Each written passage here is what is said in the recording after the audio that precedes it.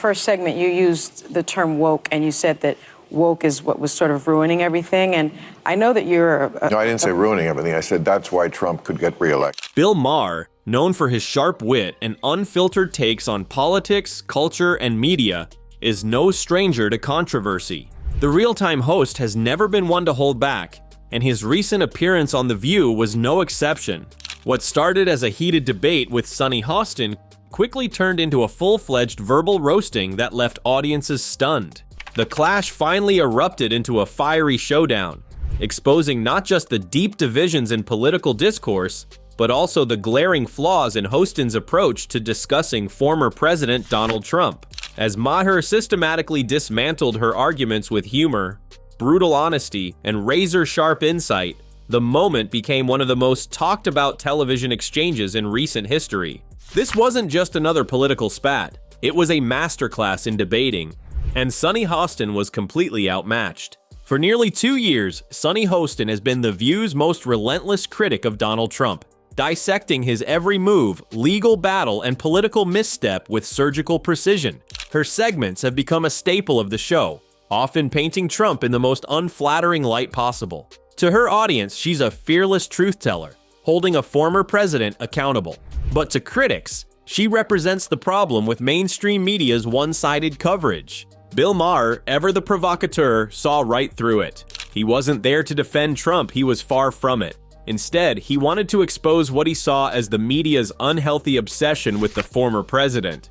An obsession that, in his view, only fueled Trump's political resurgence. His argument wasn't about Trump's innocence, but about how the media's fixation on him had become counterproductive, turning every discussion into an echo chamber of outrage. Hostin, clearly caught off guard, attempted to push back, accusing Maher of downplaying Trump's influence. But Maher wasn't done. With his signature blend of humor and brutal honesty, he dismantled her arguments one by one, pointing out the repetitive nature of The View's discourse. The tension in the studio was palpable as Hostin struggled to regain control of the conversation. If Hostin thought she could regain control of the conversation, she was mistaken.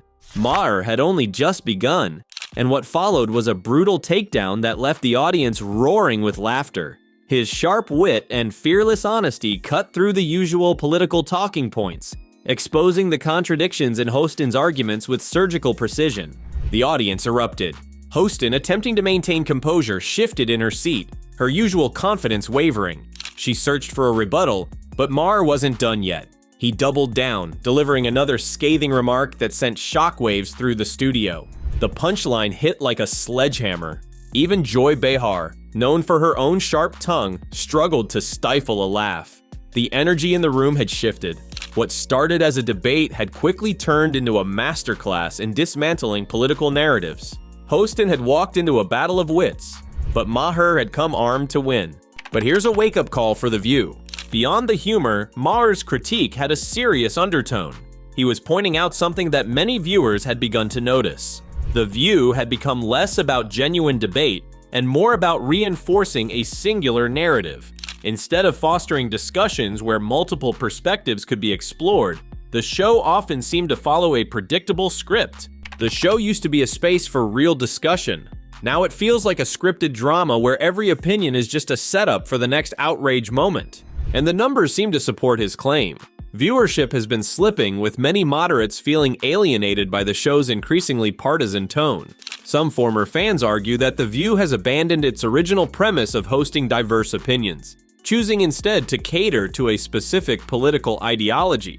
Others believe that the co-hosts, rather than engaging in open-minded discussions, often shut down opposing viewpoints before they can fully be explored. Maher's appearance only highlighted what critics have been saying for months. The View has lost its ability to engage in meaningful, diverse discussions. His critique wasn't just about the show, it was about the state of mainstream media as a whole. Are talk shows and political panels truly encouraging debate, or are they simply reinforcing what their audiences already believe?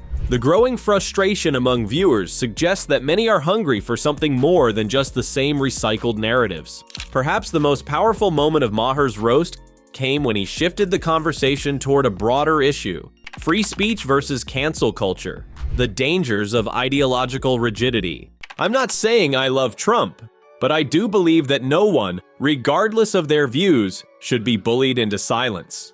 His words struck a nerve, not just with the audience, but across social media. In an era where cancel culture has become a hot-button issue, Maher's willingness to defend open dialogue, even when it means challenging his own side, was a breath of fresh air. His argument wasn't about defending Trump or any specific political figure. It was about defending the principle of open discussion, something he believes is being eroded by fear of backlash. If you keep telling people they're stupid for having an opinion, you're not fostering debate, he concluded. You're just creating echo chambers. The crowd erupted in applause, signaling that his message had landed. Even those who disagreed with Maher couldn't deny the importance of his point. In an age where political discourse is often reduced to tribalism, his call for genuine, open conversations resonated beyond the studio, sparking discussions about whether the media landscape is truly encouraging free thought or simply reinforcing ideological bubbles. Now what's next for The View and Hostin? In the days following the explosive exchange, social media was ablaze with reactions. Many praised Maher for standing up to what they saw as The View's increasingly one-sided rhetoric, while others accused him of giving Trump too much credit. For Hostin, the moment was undoubtedly a humbling experience. While she remains a prominent voice on The View, her debate with Maher served as a stark reminder that not everyone is willing to play by the show's usual rules. As The View continues to navigate its role in an evolving media landscape, one thing is certain: Bill Maher's appearance left a lasting impact. Whether you agree with him or not, his willingness to challenge the status quo was a powerful moment in television history. And as the political climate grows even more heated, one question remains: will The View adapt, or will it continue down a path that alienates half its audience? Only time will tell. Following Bill Maher's fiery takedown of The View co-host Sunny Hostin, the internet went into a frenzy. Clips of the exchange quickly went viral, with viewers across the political spectrum weighing in. Some hailed Maher as a voice of reason in an increasingly polarized media landscape, while others accused him of downplaying Trump's controversies. Twitter X erupts. Hashtags like hashtag Bill Maher roasts The View, hashtag Sunny Hostin exposed, and hashtag Maher vs. Hostin trended as users posted their takes. Some conservative commentators celebrated Maher's bluntness, arguing that he exposed The View's echo chamber mentality. One user wrote, "Bill has a way of making these clowns listen. He was even able to make arrogant Sunny shut up for a minute. She is a divisive hater." And one user posted this: "Court TV reject." Others, however, felt Maher had been too dismissive of the threats Trump posed. Meanwhile, clips of Hostin's reaction, her visible frustration, awkward pauses, and failed attempts to regain control of the debate were turned into memes and GIFs. Some compared her expression to that of other View guests who had struggled to counter strong opposition on the show. As expected, major media outlets picked up on the viral moment. Conservative-leaning platforms such as Fox News and The Daily Wire praised Maher for holding The View accountable.